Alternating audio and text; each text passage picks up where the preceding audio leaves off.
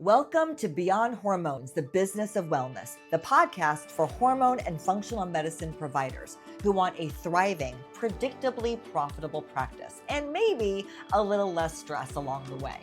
Hi, I'm your host, Jody Lane, and I've worked with lots of clinics in marketing, sales, and business development, and I have seen what works and what doesn't. And here's what I believe. Hormone and wellness care should be available to everyone who wants it. And while providers know the medicine, many struggle with the business side of their cash practice. And that's where I come in. See, this podcast is here to share real strategies, real stories, things you can implement in your practice right away. So I am so glad you're here. Come on, let's go. Hey everybody, it's Jody. And before we get into today's episode, I just want to set the stage for what you're about to hear. This conversation is very special to me, not just because it's packed with wisdom, but because it was the first time I recorded a podcast in person with a guest. That's right, I traveled all the way to Bowling Green, Kentucky to sit down with a friend and someone I deeply admire, Dr. Rick Welch. I've worked with Dr. Welch closely and I have a deep respect for him. He has one of the most unique journeys in our industry. Dr. Welch built multiple businesses, survived ups and downs, and created a clinic that delivers incredible patient results, all while giving him the life that he wants. So in this episode, he is going to open up about what worked, what didn't work, what he wishes he knew sooner, and how systems, mentorship, and focus changed everything for his clinic.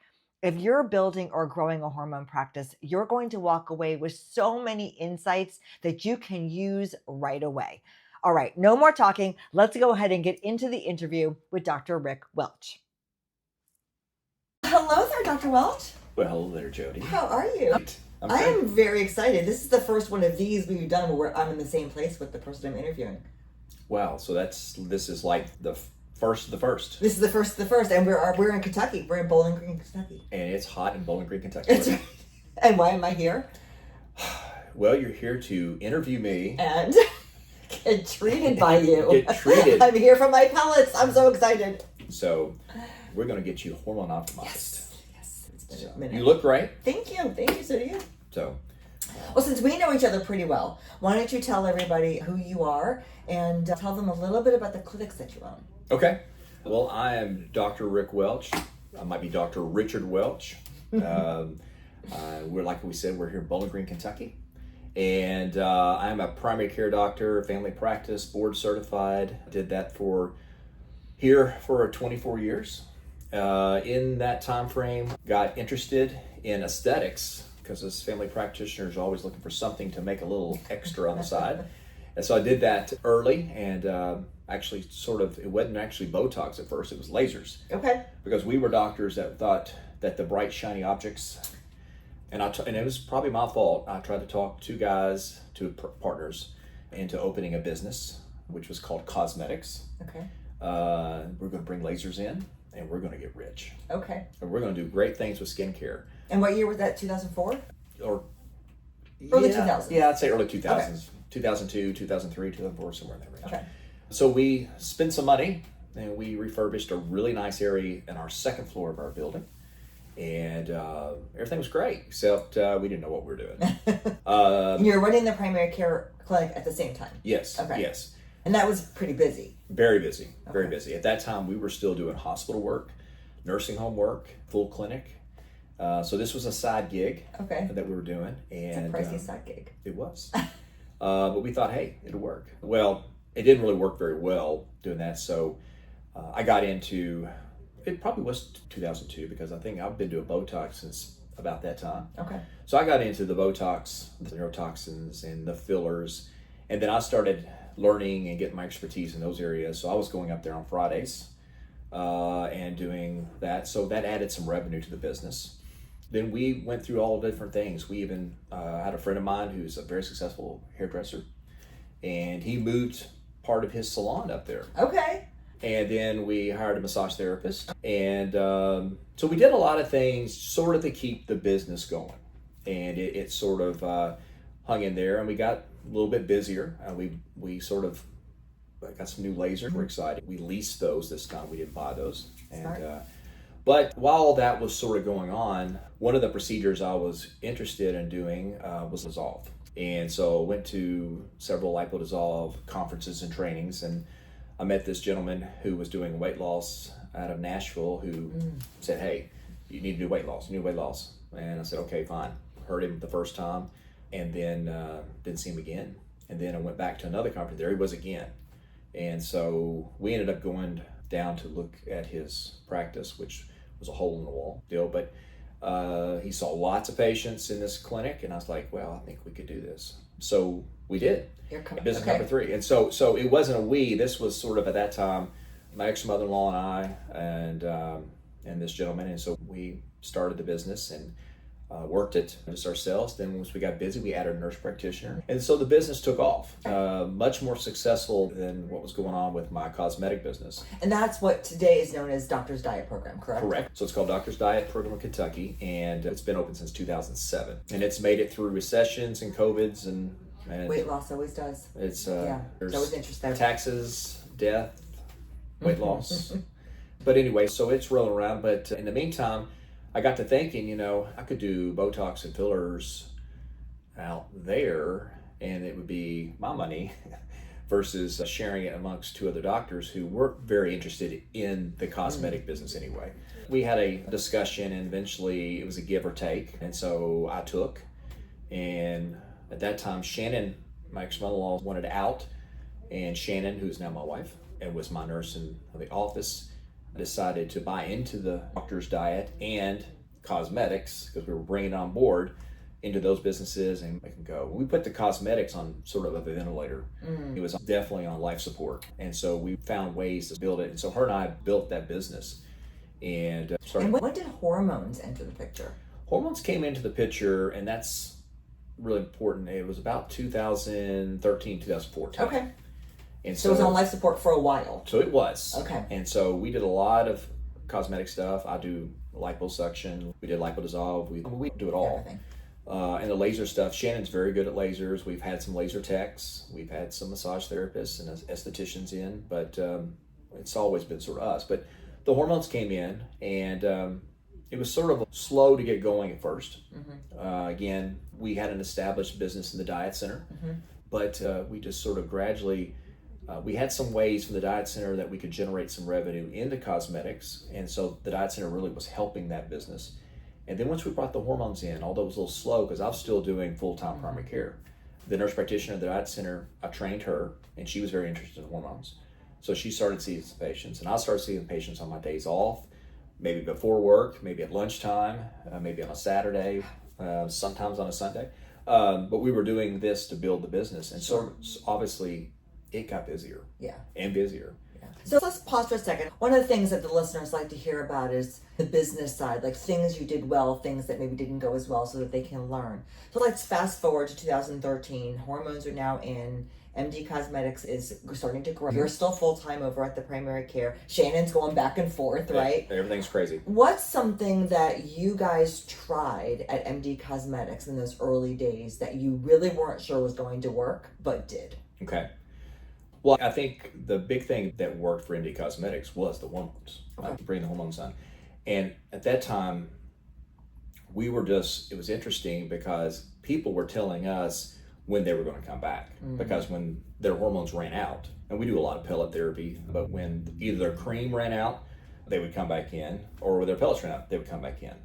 So you didn't really have a system or a plan in place. It was just, here's your prescription, here's a consultation, here's your prescription, and then you waited, and they came back. Okay, so interesting. And we were trained. The original membership plan. That's right. You figure out when your pellets run out, and you call. And it was interesting. I mean, they did. And so we didn't have really any game plan. Sure. And so we had, again, trained very well through WorldLink Medical. Kudos to WorldLink. And then also trained through one of the pellet companies. And so we had a system, but even at that particular time, there was really nothing set up for us other than you learn the medicine, which is a lot to learn, by the way, and still learning, by the way. You learn how to treat people, but the whole system has put in. So to be honest, it wasn't until we met you all that, until we met you all and some things really happened we got some programs involved, Right. Which I had talked to other physicians and obviously researched, the program model. Everybody was talking about, you got to be able to program, protocols, program, blah, blah, blah. Yeah. But the programs is what has really changed our business. What if you had those systems in place there at the beginning, what do you think it would have done for you? Oh my gosh. We would really be farther along now. I would probably have 2 or 3 nurse practitioners here. Gotcha. Yeah, it would have really... So you lost time, basically. I think so, because we were just sort of muddling around. And part of it's my fault because I was still scared to leave the insurance world and primary care. And I had a big practice. Yeah. It's hard to walk away from something that's working for something that you don't know is going to work. Right. Yeah. And we physicians, we get into that system where, you might be a physician who is hospital-based, but you've got the salary coming in, the bonus situation, and that's all we've learned to do. But to jump out on your own is a completely different animal. Yeah. And so... Would you have done it differently? Knowing now what you know, knowing still that it may not have been successful, would you have continued to straddle both until you felt financially ready to make the move? Or would you like to go back and do it again and just take a risk? I think my advice to anybody starting out is if you're going to just jump and get into it and do it, then I've always was taught, and I think it's good, find a mentor. You're going to need some, and that mentor might be a mentor that's a mentor in business and the medicine part both. And you can really learn, and I always try to surround myself with smarter people than me, because it works out. Those people, it's just like when we were younger. Your parents told you, it's who you hang out with. You hang out with losers, probably gonna be a loser. I always try to hang out with smart people. Yeah. Very good point. And trust me, when I was in pre-med, I said, everybody hung around. Look at these people. they were all valedictorians, governor scholars that were my pre-med group, and they were all super smart. And so I'm glad I got to hang out with them. Yeah. Because I learned from them. But learning from people and not reinventing the wheel. And so if I could go back again, I probably would have, in the business part, definitely grabbed onto a little more mentorship there. Gotcha. So maybe if you had the systems in place, you had some guidance, a mentor, you would have been a little more comfortable taking that risk and jumping in. Absolutely. Gotcha. And if you find somebody really good, you need to listen to them. Yeah. Because they might tell you some things that really throw you for a loop, and better. I love this story. Why don't you tell the story? What are you talking about? It's my favorite story. Yeah. Well, it's like... We worked together for how long? 3.5 years. Almost 4 years. Yeah. And so Jody came in and did a nice eval of our practice. And I'll never forget what she said. She told us one thing was on our employees. She said, I think she said to Shannon, who could you not do without?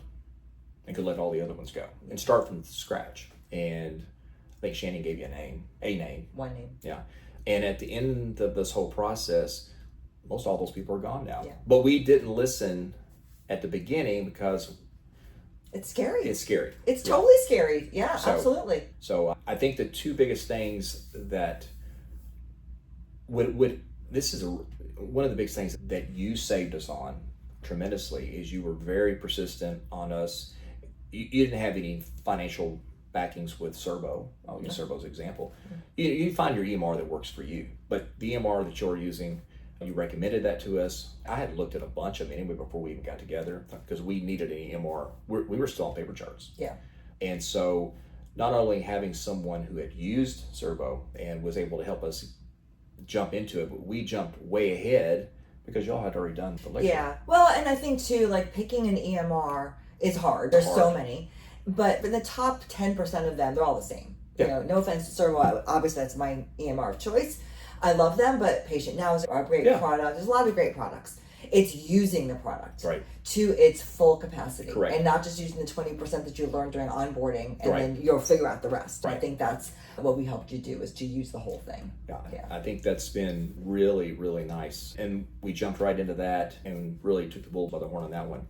And then the other thing is that we mentioned the programs. What a difference to do those, because really we have a really good system now between myself, Shannon, and our patient liaison, Laura.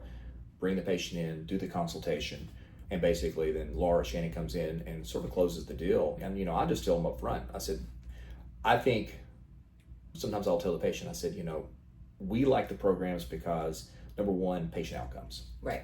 And I said, I'm giving this information not because as much as I know, but I said, I've even reached back to people that have done this longer than me, and they will say the same thing. Your patient outcomes, when you're involved and committed into a program, will be much better than if you're just hopscotching through. Yeah. And what the program does is it keeps them committed. And then the other thing, from a financial standpoint, it's revenue. Yeah.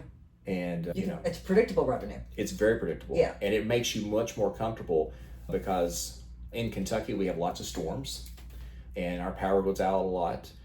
It snows here. It can be really bad, or it can be not so bad. But if a bad snow hits here, it can knock things out for 3 days. Yeah. In the primary care office, you're losing money. Right. Here, we're not, because we get paid anyway. Yeah, you're just going to get busier later in the week. And the patients also, we have different options for them to pay. So, if they want to pay, they're paying on a monthly basis, it's definitely more affordable for them. Totally. But again, they're not paying for something, they're investing in themselves. Right. And that's what we try to tell them. This is life-saving information that we providers who do hormone optimization correctly are giving these folks. And it's not conventional, it's not traditional medicine. It's definitely a different realm that unfortunately we're not taught in med school or residency. So let me ask you this. A lot of providers that I speak to think that if you have multiple services in addition to hormones, that's going to make more people come through the door. Mm-hmm. Aesthetics and hormones go together very, very nicely. Mm-hmm. Sexual wellness and hormones go together very, very nicely. You've been doing this for a long time, longer than most. You have multiple services. Mm-hmm. What is your opinion on having lots of services versus being laser focused on just the hormones? What do you think is the best route to go? I would advise anybody right now that you need to have a beachhead, a main point focus, maybe two, but one or two focuses, and then go from there. It's better to be knowledgeable in one area than try to be knowledgeable in 50 areas. It's a lot harder. And so looking back, we have lots of services here. Male sexual wellness, female sexual wellness. Both Tanya and I do some of that. And Tanya is our nurse practitioner now. So, P shots, O shots, equipment, etc. But if you're just going into this, I think focusing on one or two things, be careful on the bright shining objects, because these reps are going to find you and they want to sell you the best of the best. And they tell you all this stuff, and you have to market all that stuff. You got to sell all that stuff. It falls on you. If you've got a lot of money in your practice and you want to add the service and you've got the cash, if you're trying to do it and think you're going to make money with it, that's a bad investment. But I would stay away from the bright shiny objects. Yeah. Okay. And focus on, if it's weight loss, we have lots of weight loss options. Be the best at that. You want to be in town, I want to be in this town or this area, I want to be the best in hormones. That's the main thing. Everything else will fall into place. But I want to be the best in hormones, because right now, at 58 years of age. No way. Yeah. 38 tops. Thank you. I would say right now that the hormone situation and the weight loss situation, although I like to do liposuction, and it's financially a pretty good procedure, but it's work. Yeah. And you have to be here to do it.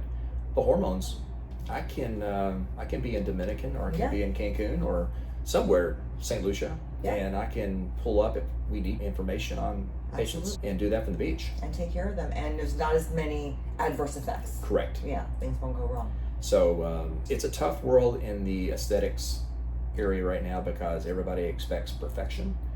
And I tell them all the time, it's correction. And so it's good. So you cherry pick your people in aesthetics, and you find someone that comes in, they've been to plastic surgeon here and plastic surgeon there, and the other person down the street who does a salon and med spa, and here they come to see you. Red flag. So let me ask you a question about this line of this conversation. So you said one of the things I love about hormones is you could be anywhere. Be on vacation, you and Shannon could be off, and you can still take care of your patient. Did you know that? Did you know that was a desire for you when you first started? And when you started buying these lasers, did you think about the long-term vision of where you wanted your life to go? No, I did not. Okay. I'm glad where I'm at right now. Yeah. No, the lasers, you turn on a switch, you have to be here. Yeah. I mean, you have to be here. Unless you hire another MD to be the medical supervisor. But to be, really, you need to be here. Yeah. And with the hormones, I don't have to be here. Right. And you can still get amazing results. Absolutely. Absolutely. So amazing results are really important to you. Patient experience is really important. Oh, absolutely. To you. What do you guys do to ensure that patients get a great experience? Well, I think it starts from the very front. Find you a good patient liaison. Yeah. So as soon as contact's made in, or something comes in through email or through our system, basically she or Shannon will contact that potential client, and it's a great way to, and they're very good on the phone, and that sort of warms them up. Yeah. And then they answer some questions, and then basically say, hey, and a lot of people, they know they've got the brain fog, they're fatigued, they're tired, libido's low, relationship's not good. Maybe they've decided, hey, they want better health. You know, I always a lot of times I'll tell clients there's 4 major reasons they come see me, or us here. Number one, energy. They feel like they're tired, they're fatigued, they've lost their mojo, their vitality. Number two is weight. They need something to help them with the weight. Now, I'll always be upfront with them on the weight loss. Hormones are not going to make you lose weight, especially right away. I always tell them you need to give that some time. But it is a part of the multifactorial situation where it's a must. PCOS women, you must optimize their hormones. Postmenopausal women, you must optimize their hormones. But for men, you must optimize their hormones to help them in that weight loss goal. And that's long term. So weight loss. Number 3 is sex. And number 4 is, hey, I might want to live longer. Yeah. And reduce my risk. You know, there's a interesting that really should be 1. Yeah. Yeah. I always lay I lay at number 4. Yeah. Because the other things are the things you can sort of feel. Exactly. Instant gratification. It changed your life in this moment. Right. Those are feel. But the big one, and like I said, what we're trained, especially, WorldLink, Neil does a great job, an awesome job, of going through the medical literature to support cardiovascular, health, Alzheimer's and dementia, bone health. These are the real killers. And also cancer, of course, that pops in. But so we go through that here, but we bring them in, obviously you need a set of labs. And most people at that time, once they've had that communication, they come and get their labs, they come in. If I can get them in a room, I would say 90% of the time, maybe even a little better, if I get them in a room, I'm going to win that. So now, why do you think that? You said 90%, and then you said if I get him in the room, if I get him in the room, maybe even a little bit more. So what do you do special that helps them see what they need and then they go for it? Well, I think we fill out their surveys, we do their clinical history, so they already know. So you pay attention to them. Yeah. You really talk into their life, right, their issues, and make them see for themselves. Yeah. And so it starts with and I tell them, I said the lab works, in my opinion, is 40% of it. Yeah. 60% of it's what you're coming to me with today. Why are you here? Yeah.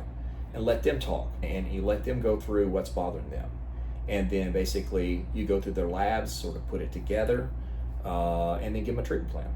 So what would you say the appropriate amount of time the initial consultation should be so that you can really build that relationship, really answer all the questions, really get them to see the vision?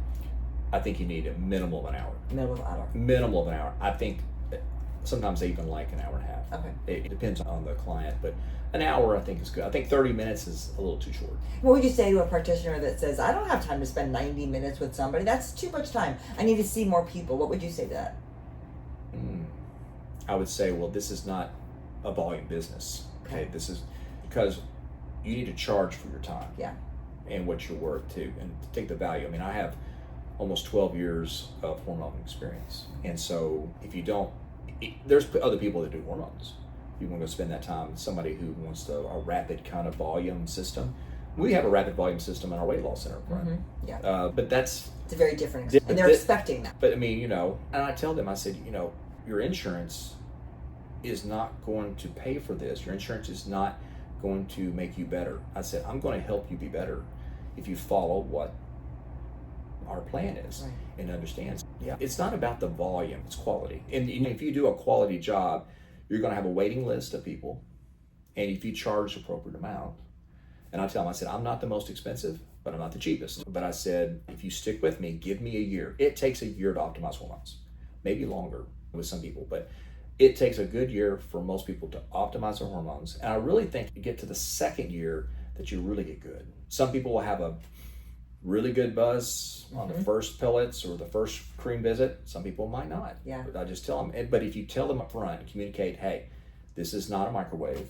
You know, this is a slow, easy oven baked process, that they'll understand it, and they'll say, you know, I've had people come forward. It might be pellet number 3 when we hit a good spot. I think that's amazing. What I hear you say is that in the initial consultation, when you're building that relationship, that trust, you're not faking it. You're not making promises that you can't keep. You're not over-promising just to get the sale, which I do hear a lot of providers that are like, oh, no, trust me, you're going to feel great give me 12 weeks, not a year. Like, you're really honest. Yeah. And do you lose people because of that?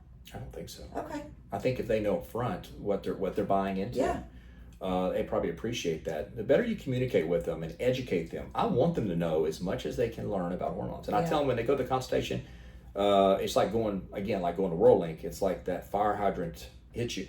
They're getting that from me a little bit when they come to consultation. We talk about them, but we give them some information, but it's a lot of information. And I told them, I said, sometimes I tease them, I said, well, next time you come, there will be a test. No test. But I said, this is a process. You're going to learn more and more about it. I give them a book to go home and read. It's easy to read because it's a Dr. Neil book, but he does a great job just simplifying it. But each time they come, I give them a little more education or review. I love that. Review what we've talked about so they understand, because I will tell you, one of your biggest contraindications of doing hormone therapy will be their primary care doctor. Yes. And which you used to be, so you get it. I get it. And I tell them, I've been on both sides of the fence. Yeah. And I said, I'm not going to throw your doctor under the bus because it's not their fault, because we're not trained. Right. And I would be in the same thing. If I came in and the labs were normal range labs, and now I'm looking at somebody's labs and they're way out, I'm going to say, whoa, they're doing something over there they shouldn't be doing. Right. So it's all about understanding and learning. And so taking your time. You're taking the time to be with them, to educate them, and the end result on a business side is long-term value of the client. Sure. So they're going to be with you a lot longer. They're not going to go jumping around to see if they can get a better result someplace else because they trust you. That's correct. That's awesome. Our retention here is actually very good. I mean, the only time we really lose clients, because nobody dies here. Nobody. Okay. But no. But the only time we really lose clients, most of the time, it's usually they have a financial hardship that comes on, or they move. Yeah. Otherwise, we've had people move. I got several clients right now. I've got one lady who's moved to Iowa, but she flies back. She used to be a flight attendant in the airlines, but she comes back every 3 months to come get her hormones here. I get it. That's why I'm here today. There you go. So let's talk about you and Shannon. Okay. So a powerful team. Obviously, you guys met. You're both married. You're married to each other, and a wonderful team. What do you think each of your skill sets brings to the clinic that makes it successful? And knowing, and you're married, but you can relate that to other partners. Like, what kind of advice would you give to somebody if they are missing something that they need to make the business successful, they would find in a partner like you have found in Shannon? So let's start with, what are some of the amazing skill sets that each of you bring to the table that make the business work? Well, I think, first of all, I always say, and my dad says it, my mom used to say it, there's only one Shannon. She's absolutely amazing. I love her like no other. Yeah, she's cool. But she's amazing. She's smart. She's common sense smart. She gets things done. If she tells you she's going to call you back, she's going to call you back. She takes care of everything. She crosses the T's, she dots the I's. She's a registered nurse, but she's got a lot of good business background that she's learned through growing up. She had probably a little more difficult growing up than I did. I'm probably a little more silver spoon in my mouth than she did. But she's very responsible. She has all the great characteristics. Now, that being said, I could go on and on, but I think Shannon's really good in the fact that she's very feet on the ground, do it the right way, she's in the box. You come to me, And she's definitely the smarter one. There's no question. You would say everybody's smarter than you. But she is definitely the smarter of the two. I mean, she's amazing. I mean, she could have done anything she wanted to do. She could have done med school, whatever she wanted to do, law school. But I will say, nurse-wise, if you went to Wikipedia and you saw nurse, giving, someone who's giving, her face is there. She's the most giving woman I've ever, and like I said, my dad says it all the time. He said, she's the most giving. There's no one else like her. My mom once said, in an unusual situation, that when they made her, they threw the mold away. Yeah. So she can't tell you enough about the wonders of her. But like I said, and what do you bring to the table? Well, I'm gonna say she's in the box. Okay. I bring sort of, I think I'm an entrepreneur. Okay. I would agree with that. Yeah, I think I'm always learning. I like to learn new stuff. Sometimes it gets me into trouble, but I'm always out there. I like to research. I like to study. I love to study hormones. I love to study people who do hormones and their business models and what other people, I just do. And sometimes I come up with some good ideas, and sometimes I come up with not so good ideas. I'm sort of out of the box. And so when I get out of the box too far, she sort of pulls me back. And when she's sort of like over here in the box, I sort of have to pull her out a little bit. And so we sort of pull each other, and it's a nice balance. You know, she would never get in a single engine plane or a helicopter ever unless I did it to her like before we went to get married at St. Lucia. She would have never taken the helicopter, even though it was 20 minutes versus taking a 2-hour car ride. She would have never done the helicopter unless it was already done. She had no choice and she had to get in it. So I'm the adventurer one, but I'm always the one who's sort of out of the box. And like I've learned with her, if I present a new idea, she'll come back and say, no, we can't do that. It's this, this, and this. And I just let her talk, and I just sort of leave her alone. Then I come back again and say something again. And gradually, I see a little transition. And then she'll think about it, and then she'll come up with something. And it's like, ooh, I like what that is. And so we sort of meet. Excellent partnership. It's worked really, really well. So would you give any advice to maybe a new practitioner that is starting a clinic that is by themselves? Do you think that's okay? Do you think they should do it by themselves, or should they look at what they're good at, what they're not good at, and find a partner, whether it be an actual partner, a vendor partner, to help them along? I think you have to look at yourself. There's a friend, peer, that I have that's north of here. He does mainly aesthetics, and he does some hormones too, I think, but he has a wife partner in that deal. But now he is very smart, medical school trained, same place I was, but he was older. He was an emergency room doctor.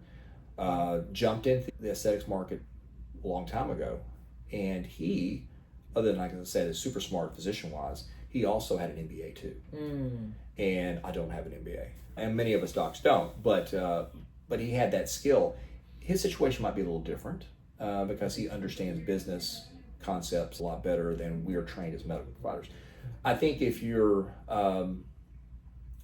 there's a lot of advantages of doing the solo route, but if you're going to do that, I would really consider find your mentors.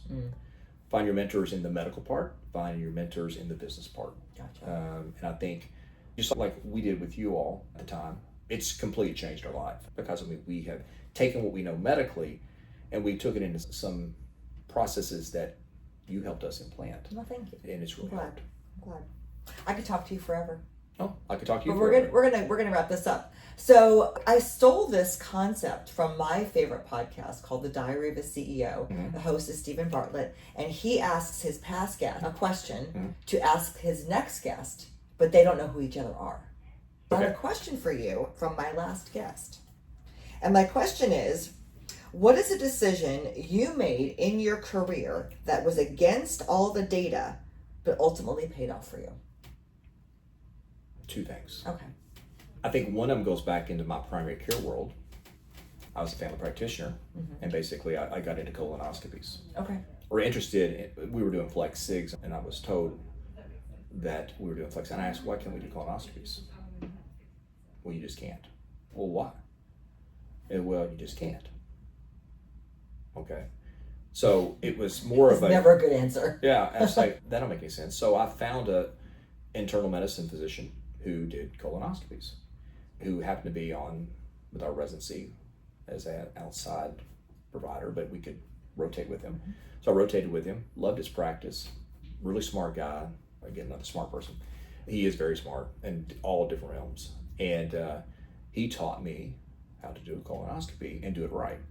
And when I came back to Bowling Green, I was very unusual because no family physicians did colonoscopy. That was a huge part of my practice. Interesting. And that was a decision that I was told by many you can't do. You're right. I still can't figure out why. It's more of a territorial, the gastrointestinal GI guys, that's sort of their thing. And so, but I said, if you can do a flex sig, why can't you do a colonoscopy? And I will tell you right now, Abbott, still, more people need to learn colonoscopy. I mean, there's not enough people being scoped. And, so that was something that was in my insurance world. I really, with the diet center, that was completely against the grain. I had done, when I was in South Carolina, I've always been a person who's looked for chances to make more revenue, okay? Even when I was in residency. So I would do moonlighting, and then I found a couple of weight loss clinics, and basically they were just using me. This was back when we had FinFin. So this was a long time ago. I remember those days. And so there was FinFin. Well, it worked great. Yes, it did. But I was hired to go in and basically write, if they met the qualifications, write the drug. And they paid me a nice little hourly wage to do that. Never thought that I would ever get into weight loss. And it's funny, the gentleman and he's silent owner, 20% of our clinic. He's a great guy and very, again, another smart guy, very successful in his life. But I look back at the situation, and we have a good relationship. We just do it differently. Yeah. But, he sort of pushed me because I was like, I don't know if I'm going to do this or not. And then all of a sudden, he's already laid down a 5-year rent on a place here in Bowling Green, already put down the money, and already had a banner out on the building saying, weight loss coming, prescription medication, before I even knew we were doing it. Wow. And I'm like, I guess we're doing it. I guess you are. So I got sort of pushed into it a little bit more. I used to have people come into my primary care office. You'd see them for their primary issues. Then they want to know about, do you have a diet plan? I need to lose weight. I mean, it was like every other, and I used to have medical students who were training with me. And I said, just count the number of people who ask about weight loss. And at the end of the day, it's 3/4 of them. They wanted something. Maybe they wanted the pill. I didn't like using the diet pill in that environment because there's no program like we have here. Right. But I got to thinking, I said, everybody I know needs to lose weight. And we want to decrease our body fat and improve things. But I didn't really think about it until I started doing it. And it was funny, after I'd been open probably for a year, nobody anymore asked about weight in my primary care practice like they used to. Because they know I would tell them, get my hand out and say, you can see us at Doctor's Diet Program. Because they knew what the answer was going to be. Gotcha. So I think being pushed, the weight loss really taught me a little bit more about cash base and a little bit that, as a doctor, you can make it without being in that model. It's kind of a bridge. Yeah. Yeah. And so when we jumped in the hormone thing, it was just sort of an add-on. I didn't know that it would do what it's done. Gotcha. And again, I'll give kudos where they are. I mean, again, with your help, our clinic can always be better. Every clinic can always be better. But I mean, I think we're very successful. I think we can continue to be successful. And I think really the thing that's not our success, but our patient's success. It's amazing. I had a lady come in here the other day. I mean, I could tell you stories all day about our patients, but it's so overwhelming and almost sometimes tearful when I've had a lady basically, and I could show her a picture. I mean, she's lost 40 pounds on her own with the hormones that we've done optimized and changed her life, her relationship with her husband, everything's changed for her. And she's like, she came to hug me. She goes, you changed me. You give me life. Oh, so it's what a great way to end on. Yeah. You give me life. That's amazing. Well, thank you so much for being here today. Well, thanks for inviting me. Sharing all of your stories. I know that you have a lot of lessons to teach, and I appreciate it. We love it. We love what we do. All right. Thank you, Jody. Bye. Good job. Thank you for listening to Beyond Hormones, the business of wellness.